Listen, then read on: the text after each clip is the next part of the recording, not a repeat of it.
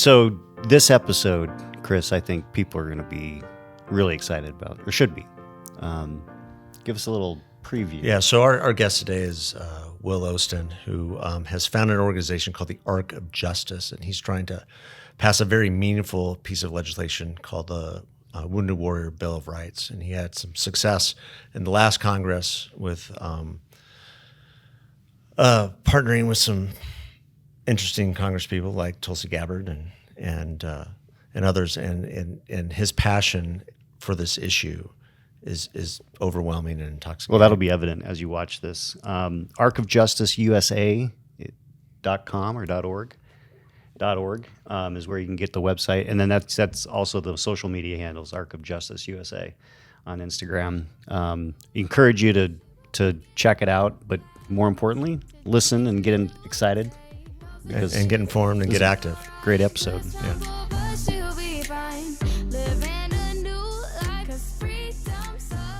You understand what that means. I do. That's great. Yeah, that thing is... And now he's recording, so we're live.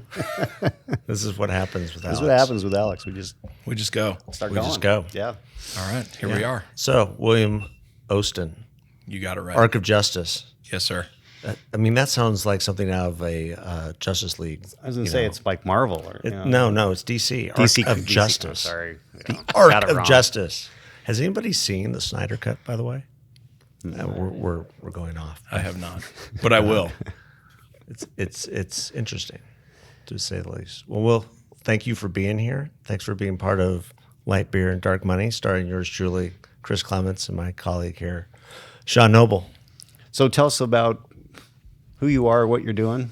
I think our audience is going to be very interested in this today. Yeah, absolutely. Absolutely. So I'll start with the non-Marvel naming convention. We'll start there.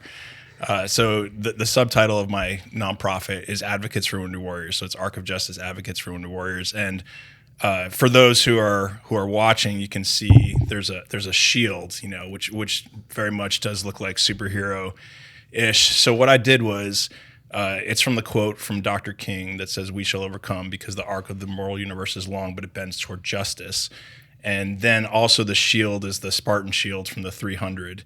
And so what I wanted to do for the ethos of our company was combine modernity's greatest nonviolent warrior, Dr. King, with antiquity's greatest violent warrior, the Spartans. So that's kind of where the nomenclature comes from. And you guys understand. See, that's directly related to DC Comics. Absolutely. I keep trying to tell my wife, listen, I am a superhero. I haven't convinced her after 20 years, but maybe we'll get it here after this podcast. Well, actually, your story is such that I would have to agree. So So we'll get into the story a little bit. Yeah. So let me talk about why I joined, and then we'll kind of build up to it. So I was at Pepperdine Law School in 2004, pursuing a joint law degree, Master's of Public Policy. And this ties in with Arizona, with where you guys are. Pat Tillman, the former NFL football star who gave up a $3.2 million contract to join the Army Rangers. Well, while I was at Pepperdine, he was killed in April of 2004. And I'm a man of faith. I'm a Christian, and so the best way for me to say what happened to me is I felt very convicted that I was living in Malibu, had been raised in middle class family, wonderful upbringing, but I had done nothing to serve my country, and now my country was now in 2 theaters of war. And so here's Pat Tillman, who gave up $3 million to serve, and I had done nothing. So I went back to my little law school room and told my wife, hey, I'm not going to go work for Sam Brownback's presidential campaign, in 2008, which was kind of my plan. I'm not going to make a lot of money, as a whatever litigator. I'm going to join the Army. And to her credit, and I had a lot of crazy ideas up to that point, but to her credit, she was like, okay, if you feel like the Lord's leading you to do this and you want to serve our country, I'll get behind you. All right, so we'll kind of fast forward through my military career, and if you want to go back to that to tell some stories, I can. But I'd only planned on joining for 3 years. Deployed right away with 10th Mountain Division Light Infantry to Iraq. Really loved what I was doing. Got picked up to be the JAG for a Special Operations Unit, so I served with Navy SEAL Team 5 and Army Green Berets from 7th Group Special Forces. And that's the deployment where things changed for me. So I deployed with them to Kandahar, Afghanistan. the doctors say that I was exposed to an environmental toxin. Now, they don't know exactly what. It could have been from the burn pits, that people are hearing about right now. There's burn pit legislation going on. It could have been from, even though I'm a JAG and I'm not kicking down doors, I never want to act like I'm something that I'm not, but I was still going outside the wire on missions, meeting with, key leader engagements. So we're eating goat stew and drinking tea, and it might have not been sanitary. They don't know. So that was 2012, 2013. So the doctors say that an environmental toxin triggered something in my bloodstream called Behçet's disease. Nobody's heard of it in the West, but it's just basically a very nasty autoimmune, autoinflammatory disease. It includes symptoms, and I don't have modern day leprosy, so you guys don't have to back away from me. But Good. It includes symptoms like modern day leprosy, brain fog, weight gain, joint pain. It's just basically the body starts to disintegrate from the inside out. So that went undiagnosed for 5 years. Then in 2018, I had 4 of these separate leprous breakouts. The doctors actually at Fort Knox, Kentucky thought I had AIDS because it was so bad. And so thankfully, God sent a man named Dr. Joseph Day. He was a dermatologist at Fort Knox. He had actually studied Behçet's disease, and he took one look at my leprous looking sores and was like, "You have Behçet's disease." And he was actually very excited because he had never had a Behçet's disease patient, but he had studied for it. So I would tell him, "Look, Joe, just calm down a little bit. You're way too excited to be taking these lesions off my body." All right. So then I was supposed to deploy again. But the military sent me to Fort Belvoir, Virginia Hospital, which is in concert with Walter Reed. It's their best medical treatment around the world in the DC area. And that's where the story really begins. At that point, I was supposed to receive up to 1 year of treatment to see, if I can get healthy. Number one, if I can't get healthy enough to continue to serve, because the military, of course, as you guys know, this isn't just hey, once you join, we're going to get you to 20. It's not a welfare state; it's meritocracy. But if you have served and you've been injured in the line of duty, they still try and give you a year because we're fighters. That's what we are. And instead of getting that, there was a new bureaucratic agency called Defense Health Agency that had just come online. It was congressionally created in the early 2010s. 2018 was when it actually took over. And so instead of me getting up to a year to get healthy, like the Army wanted me to, a Defense Health Agency bureaucrat took one look at my medical diagnosis, and she was like, "That's impossible that he'll ever recover, so we're going to kick him out immediately." Wow. So I knew that this was illegal because I was a JAG officer. So I went to meet with her. And I just said, "Hey, I was just diagnosed. I haven't had my year. Come on, what's going on here?" And she goes, "No, you were diagnosed, 3 years ago." So it was a simple math mistake.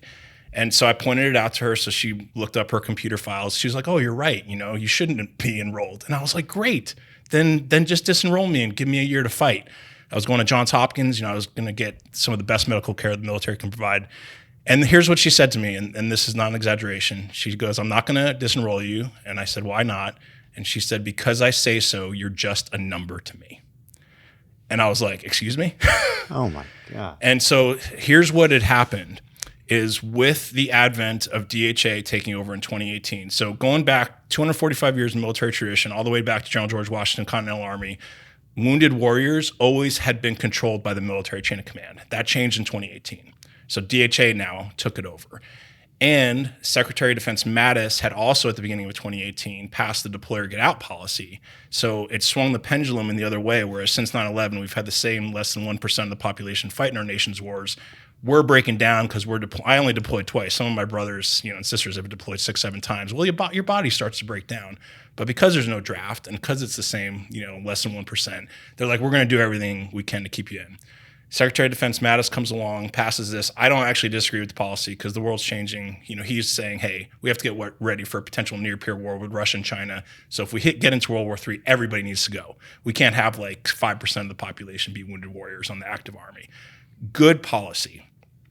But Defense Health Agency weaponized that in order to just be like, "You know what? We're not going to give the guys a year anymore." Even with DOD's deploy or get out policy, it still said you give them a year. But the bean counters, in the Pentagon, started getting pressure on DHA, get wounded warriors out so we can make Secretary of Defense Mattis happy to get our numbers down. They didn't care how the sausage was made, how those numbers were gotten down. So you're just numbered me. So I realized, okay, in that moment, and it was kind of like an epiphany for me. Okay, if they're doing this to me as an Army major, I'm a field grade officer, middle management. I'm a JAG attorney from a tier 1 law school. I have background in special operations community. I had been a general's aide for 3 different generals who are now at the top echelons of the Army JAG Corps in the Pentagon. They got promoted. They're doing this to me. What are they doing to the 19-year-old private? Well, he has no hope. And so they were supposed to get rid of me in, I think, 285 days, so about roughly 9 months from that moment. She didn't disenroll me. And so I started fighting using like every, appellate thing possible, including congressional request for assistance. So I ended up staying in for 20 months. I doubled the time that they had to deal with me, but I still lost my battle. But that's why I started Arc of Justice, because I was like, I fought hard and I still didn't get a just outcome and a positive outcome. So I'm going to start a nonprofit and highlight this gap that I've just described. And so now I have represented since then 43 clients, all pro bono. We've won some cases, we've lost some cases. And then I'm also simultaneous to that, I've initiated something called the Wounded Warrior Bill of Rights legislation on the Hill, because it's kind of the starfish theory. I can throw a bunch of starfish back into the ocean one by one, but if I can get the Wounded Warrior Bill of Rights passed, and that will return authority over active duty wounded warriors from Defense Health Agency back to the military where it belongs, then I can get a tidal wave of justice to come in and sweep all the starfish back in. All right. Love it. That was long. Love it. No, that was okay. that was great, and that was in the last Congress, HR 6466. Who was the lead on that? So Representative Brian Mast, Florida 18 Republican, and then Tulsi. And Brian Mast is, can we say #badass? Oh, absolutely. Yeah, we can. Okay, great. I've met Brian Mast, and he's an amazing individual. Has his legs below the knee, right, both legs blown off, both legs blown off, and he is a tremendous advocate. I guess I didn't realize he is the lead on this. That's great. Well, in small world, I helped Brian in his first campaign for Congress. No kidding. That's probably why he won. Well, Thank I don't you. know that he was the reason. That Yeah, he won. yeah. He was amazing. So, Amazing guy. no, great guy and a great friend of the foundation I'm involved in, Boulder Crest. That's awesome. Yeah. So the reason why he got involved, my actually first client for Arc of Justice, she was his constituent. And so his office helped me. And, I've never actually met him. I mean, I know he's a wonderful guy, and you guys know from your time working in the Hill in politics, a lot of times it comes down to how good are the staffers, right? Sure. Absolutely. It all comes down to how good the staffers Yeah. are. Really, the members really don't matter. I never said that. You guys did, but the staffers there are unbelievable. Yeah. And so that was almost 3 years ago now. Yeah, they're true believers. They are. And their staffers are still helping me. So they were critical in 6466, which we passed last year. And I forget what they call it officially on the Hill, but it's not, it doesn't actually fix the problem. It's just interrogatories with a reporting requirement, which was huge for us, even just to get that into the NDAA 2021. But what, a lot of people, and I'm new to the nonprofit world, so a lot of advisors, and I understand what they're saying to me. They're like, listen, you need to just go raise money off of that for the next 5 years, that's amazing. Well, I'm like, okay, yeah, I'm going to, of course, highlight our legislative victory as a small nonprofit. What we've done is amazing. K Street firms sometimes can't get this done as quickly as we did. But for every minute that I delay in passing another piece of legislation to fix the problem, well, all these soldiers are falling through the gap. I can't live with myself if I just be like, hey, I got legislation passed. Look at us. So 6466 is a bridge to the Wounded Warrior Bill of Rights, and Mast is still spearheading it. Unfortunately, we lost the other co-sponsor for 6466 because Tulsi Gabbard retired. So she was amazing. Yeah, you have a great story. Do you want me to tell that story? Yeah, please do. Okay. So, of course, I'm getting all this Republican support, and I know that the Democrats care about wounded warriors as well. And for whatever reason, I was just having trouble getting a co-sponsor on the HASC on the Democratic side.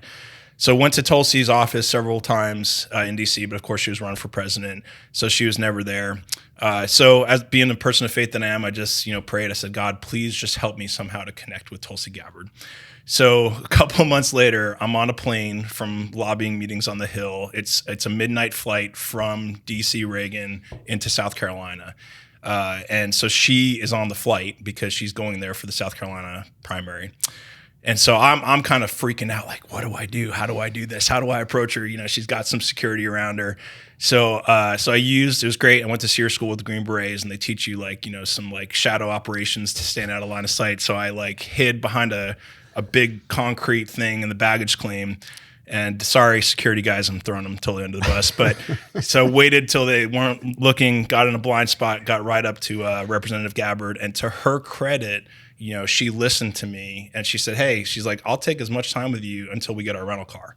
And so she gave me 10 minutes. She let me walk her all the way to pick up the rental car, you know, the actual rental car. And so the next night she was speaking 2 hours away in Charleston for the actual campaign. And so I told my wife, I'm like, listen, I just think I need to get in a 3-piece suit and go down there and like try and like make another connection. So she had promised everybody who comes, she'll shake their hand and talk to each person and take pictures with them. So I waited till everybody was done because I didn't want somebody behind me, you know, pressuring me.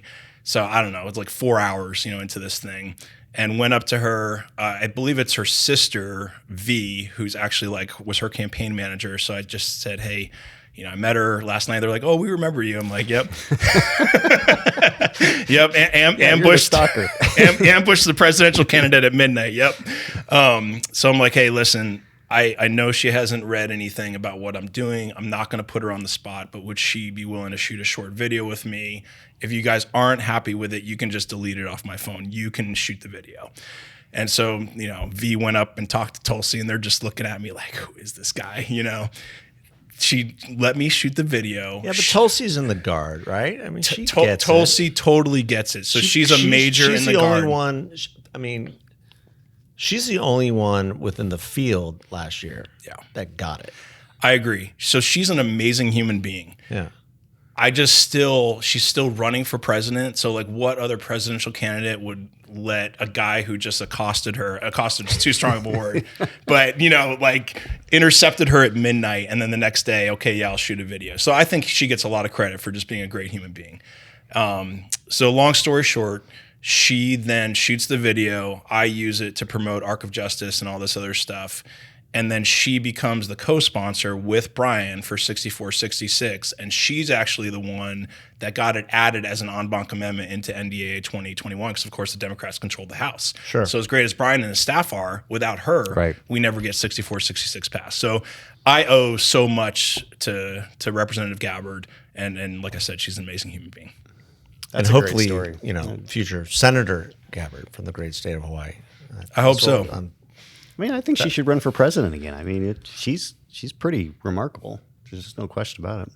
Well, I mean, she hung in there until the very end, and she got blacklisted by the party itself for going after Kamala and going after Hillary Clinton, and it was interesting to watch. And she stood her ground, and that shows what a warrior that she is, and that she has that sort of mentality. And for her to help you out along and to work with Brian Mast, who's a national hero, is tremendous.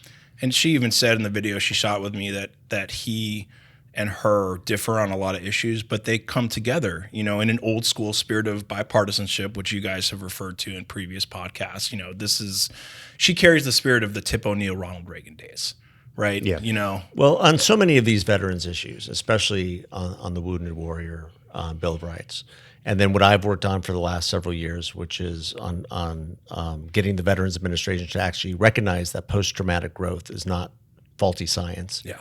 And we were able to get a similar bill attached onto defense authorization that directs the Veterans Administration to recognize programs that are studying and or founded under post-traumatic growth. But that has taken, you know, bipartisan effort as well. Yeah. This idea that these issues are not partisan. These issues are not Republican, Democrat. These issues there are issues within the Veterans Administration, issues within this idea of protecting our veterans community that should not fall into either party. Right. Yeah, I couldn't agree more. I mean, we all know it's highly partisan right now. It seems like the left and right can't come together on anything. But if there is anything, it should be these issues that they come together on. This is a no-brainer. So, well, they all came together on fighting the war in Iraq. They all came together on fighting the war in Afghanistan. and now they need to come together on taking care of the veterans who are now coming home in droves. And you touched on this in terms of in our previous discussions about how many veterans are now coming home after since 2018 who are homeless. Right. And so I'm glad that you brought up that point, because that's what Arc of Justice is trying to do. We have our small niche where we are helping active duty clients. So, there's actually, somebody told me, and I don't know if this is true, but somebody told me there's 55,000 veterans related nonprofits in America. That seems like a high number, but it's also not surprising because so many people are passionate about veterans issues. So we don't service veterans. We're actually doing active duty clients in order to, I call it preventative medicine. We're trying to prevent the next generation of homeless veterans and alleviate the epidemic of 22 suicides per day. Because some of my clients, they go through this stuff, and for us, my wife and I have a law degree, I have all this support with great mentors, so we know we're not going to end up on the street. We just have too much of a strong support system. But some of these guys, who, they're going to get 30% disability from the VA and make whatever $7,000 a year tax free, and then that's it, and they're not healthy enough to work. Well, where do they end up? They do end up on the street, or they have suicidal ideations. And so we are literally the veterans problem is bad enough as it is. We're trying to make sure it doesn't get even worse. So that's what we're doing, preventative medicine. Who are your champions now? I mean, obviously, Brian Batolsi's gone. Yeah. So we're actually still looking for somebody to fit the bill with Democrats. Anthony Brown, Maryland 4 Democrat. What about Ruben Gallego here? Have you gone to? I haven't. Ruben? So if you guys have some contacts, I'll definitely get in there. Okay. This guy next to me. We're looking for, and Anthony Brown's office was great. Tulsi took the lead on 6466. I think they're going to step up for the Wounded Warrior Bill of Rights. My big problem right now is getting Democratic support in the Senate. I've reached out to Senator Gillibrand and Senator Duckworth's office, been in negotiations with both of them. They haven't really committed yet, so I'm hoping that they do. On the Republican side in the Senate, it's been Rick Scott and then Tom Tillis have both been champions. And as you guys know well, but so I'm not saying this for you, but for your audience, it's amazing to me. Before I started this, I was like, well, if I just get one congressman or one senator on board, I'm good. That's not how it works. So why wouldn't Senator Kirsten Sinema be the lead on this? I think she should. It would make perfect sense for her because she's been great on. She's 100% pro veteran, right? Yeah. She puts stuff out there all the time about how wonderful she is to the veterans. Yep. But Ruben is a great because he's a vet and served active Marines, right? Yeah, I believe so. Or Army. Should know that. Well, that's going to be my first phone call after here.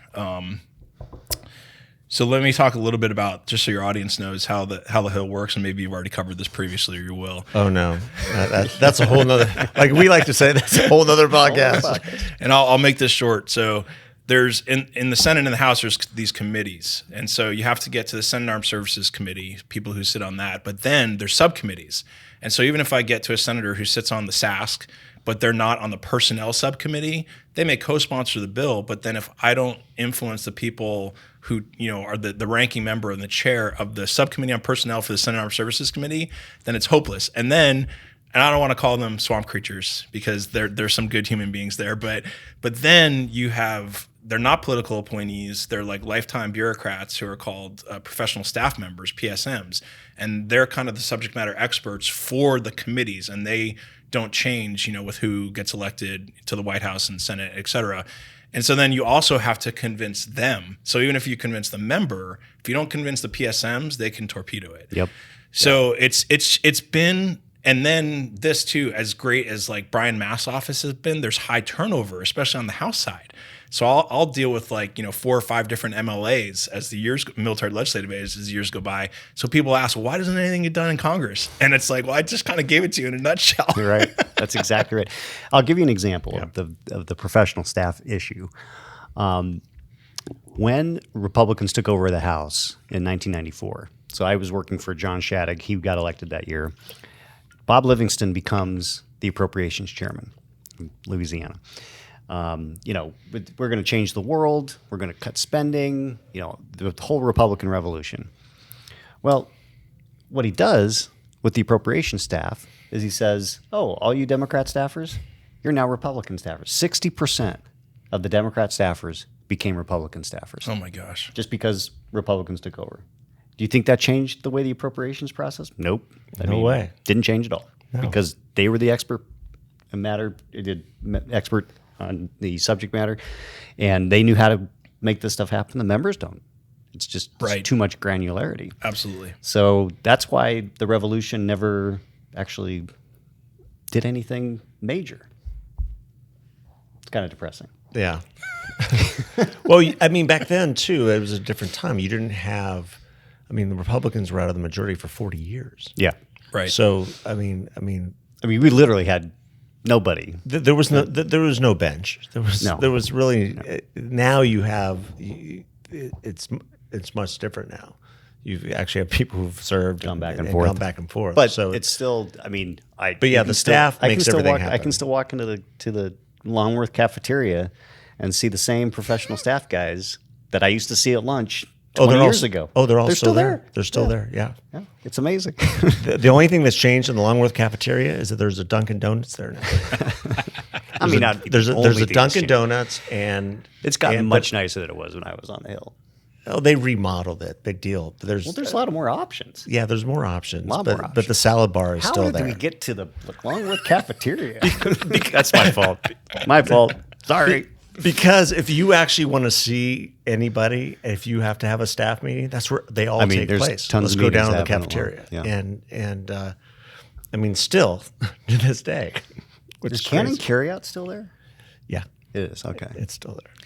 Well, and to your point on that, you know, a lot of people, and I want to talk about the greatness of America here for 1 minute, because we really are. I mean, we don't have any money as Arc of Justice. It's basically me. I used to not say that at the beginning because I wanted them to think like, oh, we're this major nonprofit. No, it's just me. And this is why you can do anything in America, because this is pre-COVID. This is how I got traction on these bills. Is I would just go and sit in the senators and representatives' offices, and I would say, you know what, you're ignoring my phone calls and my emails. I know you guys are busy, but I'm not leaving here until somebody comes and talks to me about this. And I'm not exaggerating. Occasionally, I would just sit there for 3 hours, you know, and they're like, okay, I guess this guy's not going away. Like, we have to send him someone.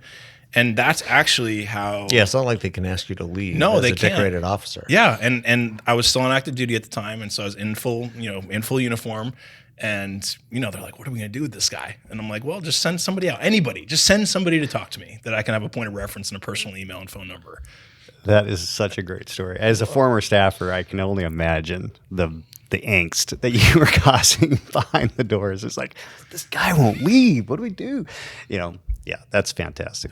But it's a testament to your resilience and your willingness to put yourself out there and talk about. But the front desk staffers also, I mean, we have to be honest, are like, they're interns. Yeah, And they're not gonna. You're there in uniform.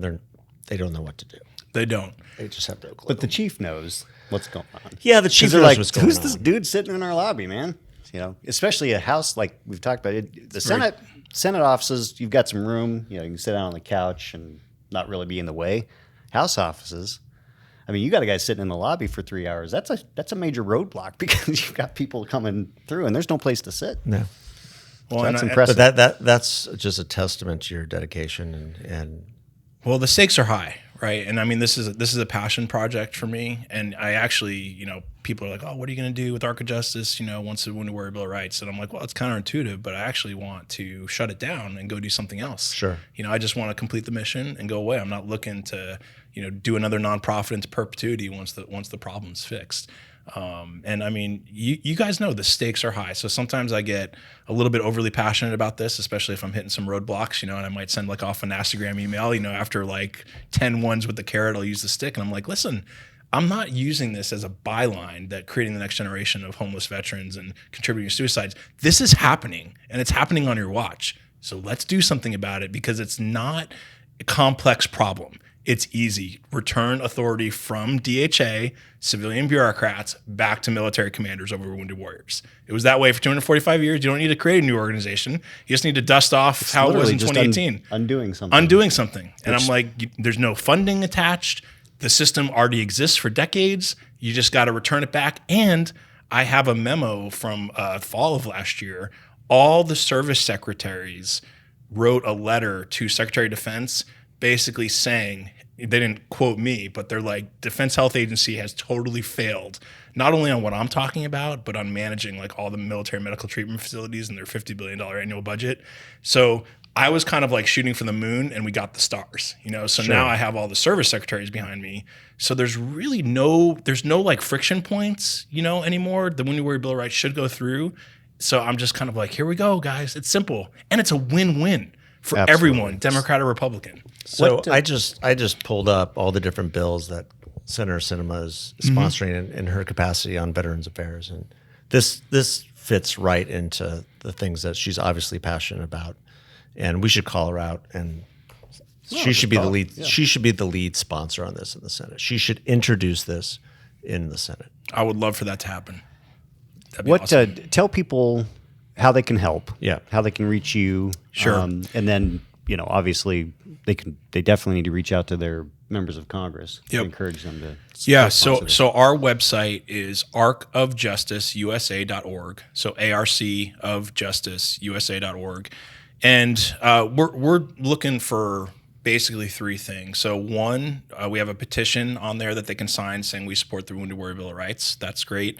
Two, what we just discussed here. We're looking to forge partnerships, reach out to senators, and House. I mean, if people would start flooding, their respective senators and congressmen, because even if they're not sitting on the SASC or the HASC, we're looking for co-sponsors too. The more co-sponsors, the easier things go through.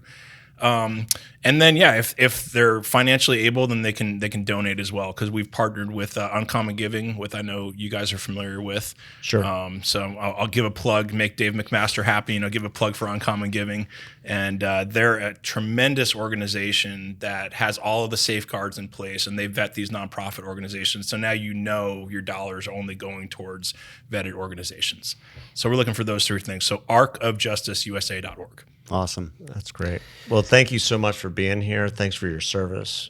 Absolutely. I mean, as just regular civilians, I get emotional about this, but what you're doing now is what we want for every serviceman and women coming back, is that to find that purpose, to find that next calling. Right. And so that they can have productive, meaningful lives outside of the service. Absolutely. And what you have found and what you're doing is really a godsend. So thank you. Yeah, thanks for being here. Love what you're doing, and I love that you have such great positivity and a sense of humor about it as well. Because God knows you gotta have a sense of humor in this business. So. You really do. So let me just finish with this real short quote, because it's not just about helping the Wounded Warriors now. I love America, and there's a thread to what's happening which will affect our future veterans. So George Washington said, "The willingness with which our young people are likely to serve in any war, no matter how justified, shall be directly proportional to how they perceive veterans of early wars were treated and appreciated by our nation." And that's what I want to make sure is done, because it's not just about today, it's also about the tomorrow, and we want to see the flame of liberty kept burning bright in America for generations, hopefully. So thank you, guys. Well said. Thank you. God bless you. Thank you. God bless you as well.